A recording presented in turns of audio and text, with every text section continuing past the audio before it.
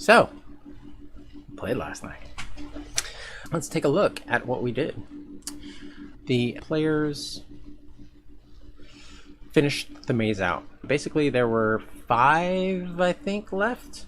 They'd done 8, so there were 4 left. They banged through those. It was the Lich. They rolled bad on the Lich and got 24 skeletons. So it was a resource intensive fight, which was, I mean, that's the dungeon before the boss is a resource drain. That's the whole point of having a dungeon. If you are going to defend yourself, if, I don't know, the United States is a bad example because, I don't know, we don't really have a defense, do we? We have oceans, and that's our defense. We say, oh shit, someone's coming over the ocean. The aircraft carriers out there.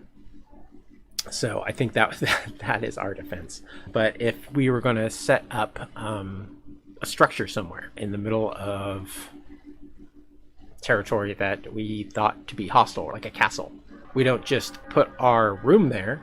We surround our room by the castle, by the walls, and by a moat, and the defenses, as many defenses as we can from that base. So that's what a dungeon is at its core. It is a defense mechanism for the boss room, basically, providing whoever's living there.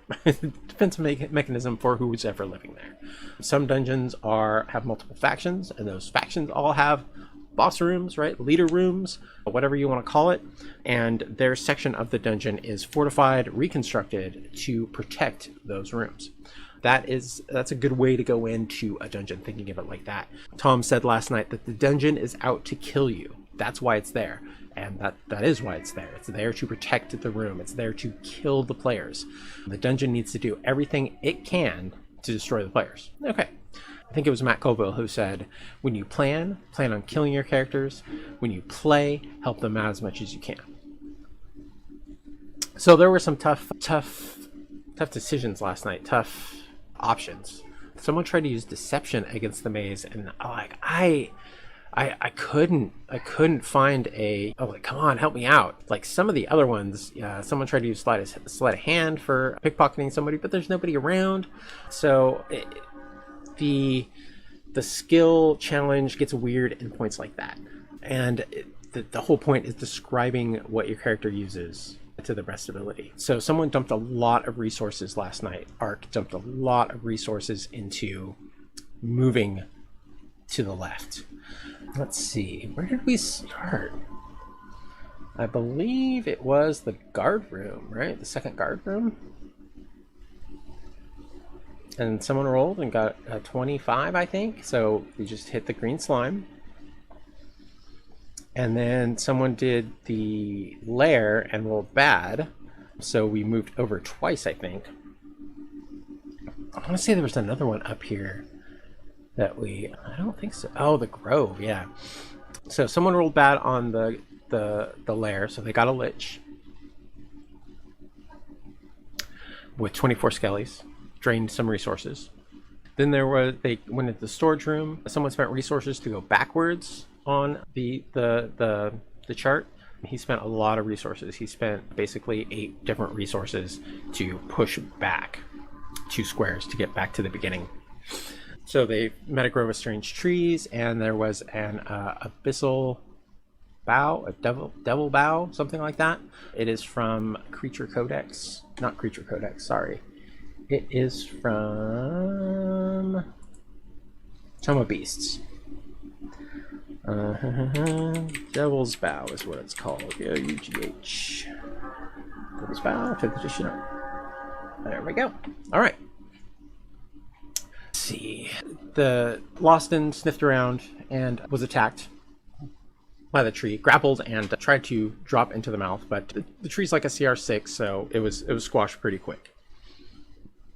Oh, one thing, I did bump the DC back up to 25, so things were a little harder, and it worked. It made this feel much more resource intensive than the DC 21, because everyone was making DC 21 really easy, and we really just went down the front of this chart.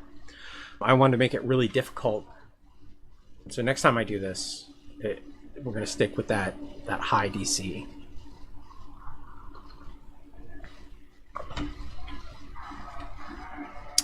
So after the Lich, the Grove of Trees, there was...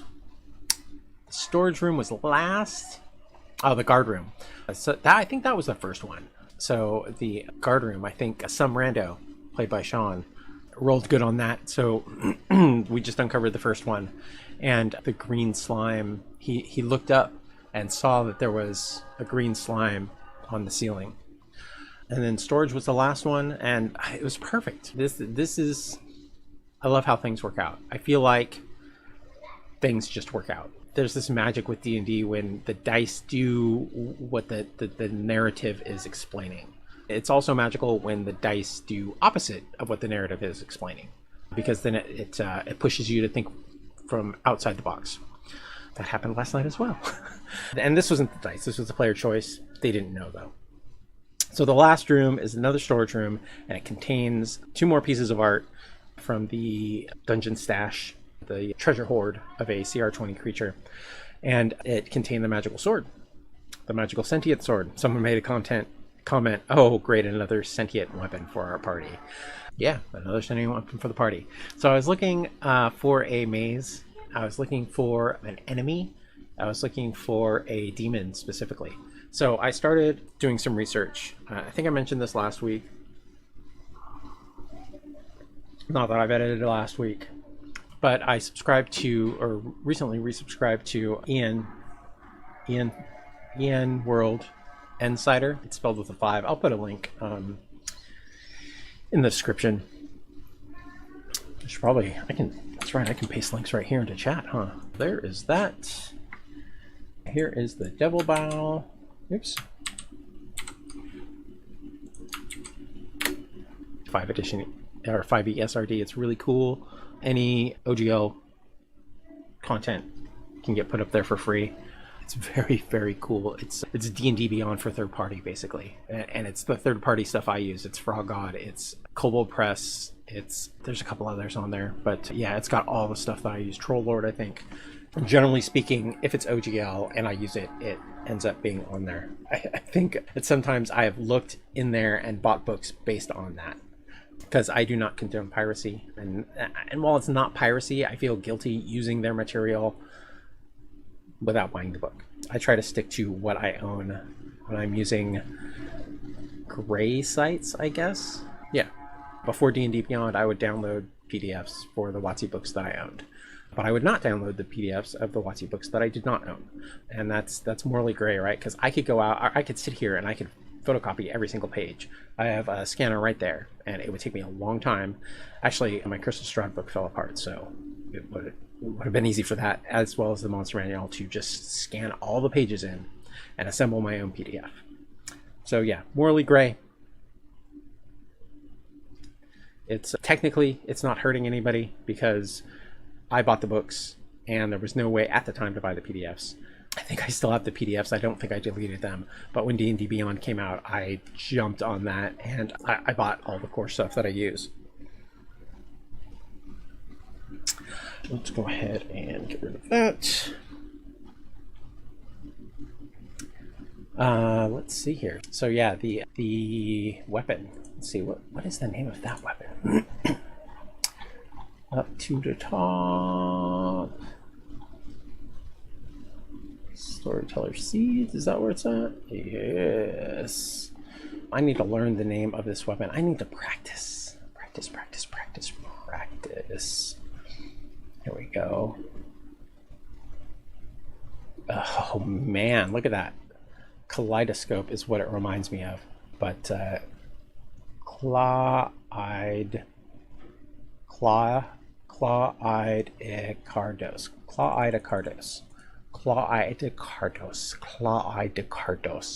So yeah, so I'm looking for a demon. I'm looking for an adversary. I'm looking for a high level. I come across this maze. It's perfect. It's what I told them they were going into, a maze, or what I had planned on them going into. I had already set up this spreadsheet, this chart, this maze chart for them to go through. I hadn't set it up. I had set the idea in my head that that's what I was going to do. So I run across this insider article about Scanrafel and his magic sword that is trapped in a maze that always knows where he is.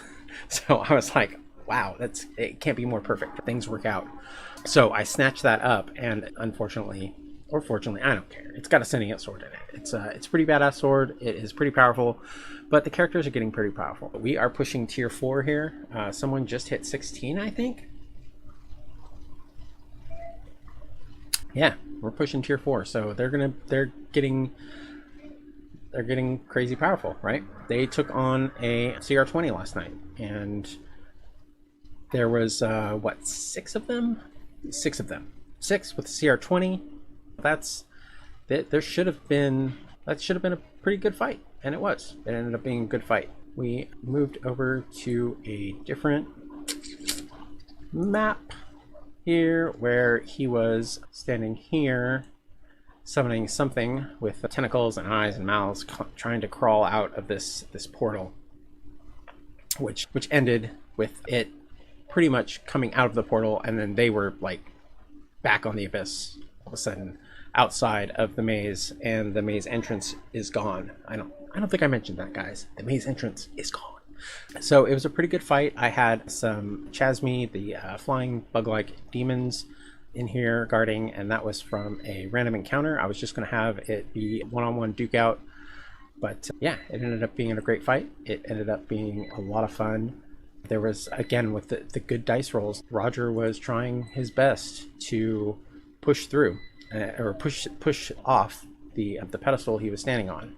And I was like, oh shit, what if he pushes him off into this void here? Because this is pretty much just a void. The outer planes have odd mechanics, and I can do whatever I want. So it was a void.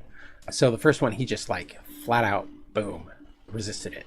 The second one, I believe he resisted. I'm not sure if it was the second or third that he missed, but the third, he rolled a 1. He failed. So he was pushed off into the void. And I was like, what am I going to do? And of course, I'm bad about my last minute prep. Last minute, I should be going over the monsters before we start. I was fooling around with Minecraft last night, though. So, yeah, I double-checked his stat block. He didn't have any major resistance. Actually, he had magical resistance, so I should have been rolling, because it is a magical effect, I should have been rolling advantage. Whatever, that would have saved me. But again, I'm not paying attention to his stat block. But I read that he has these chain attacks that are 100 feet. I gave him some damage that I imagined was from the force of his chains being pulled taut when he fell, and waited till his next round, and then he popped back up. The player saw the chains hook, and the demon pull himself up and launch himself into combat. And he landed next to Lost in the Cat and knocked him back 50 feet. Boom. Strength DC 20, I think it was, or knocked back 50 feet. And this is normally he would hook in with his chains, push them back 50 feet, and then reel them back towards them and eat them. I didn't get to do that. I was disappointed in that, but whatever. It happens. I tried the third round to attack the wizard and the sorcerer because they were both within 100 feet of Sankrafel. He was right here. And pull them in, but it didn't work out that way. Yeah, it was a good combat overall. And again, the dice working out, it was beautiful the way everything flows together, and the unexpected happens, and it makes it more awesome. Honestly, I thought it was pretty cool. The players thought it was pretty cool having him launch himself over. He was referenced as the Hulk, right? Hulk smash, because the attack was called smash, and it knocked someone back 50 feet. He's causing this earthquake. Imagine the whole place rumbling as they're fighting. And yeah, I think I need to get more descriptive during my combats and during my scenes. I think I could have communicated this earthquake during each scene. It did not affect anybody really too much, because everybody ended up pretty much flying or running just straight through it. But it was a pretty cool effect, and I think I should have every round the earth is shaking, rocks are falling from the ceiling, the tentacles are reaching up through the ground trying to grab you or trying to knock you out of the air. What do you do? The dungeon world description kind of thing, instead of saying, all right, it is your turn, Sombra. Yeah, so I think I'm going to try and work on that. And yeah, that's what happened. And we discussed magic items. We are going to the City of Brass next session, probably. They also have the key to Cheb, so they may end up going to Cheb, so I'm going to have to do some prep, some double prep, because I'm not exactly sure where they're going. I think I'm going to ask that in Discord after I finish recording this. And that was it. That's what we did. I think I'm going to also put a link somewhere to magic item prices, or a list somewhere to magic item prices, what they will be in the City Brass. They're going to be super expensive, but that is because you can find just about anything. I was going to limit it to legendary, but I think I'm going to have legendary available with a huge price tag, not just in gold, of course. You know, there'll be something, and they have all those soul coins, so I have to consider that. It can't just be like a 1 soul for this. It's gonna be the equivalent of 10 souls, 50 souls, 100 souls favor kind of thing. Wipe out this army on their plane of existence, that kind of thing. So yeah, next week should be pretty exciting as well. It's going to be a lot. It's going to be a lot slower paced. There's probably going to be a lot of combat. It's going to be a exploration pillar adventure, exploration and social, probably trying to figure out where things are and what's going on. Yeah, pretty excited, and I'm going to get doing some prep maybe. All right, and yeah, that's all I got for you folks. I should get to editing, but I'm probably going to go on Minecraft and finish building my sailboat. So maybe I'll stream some of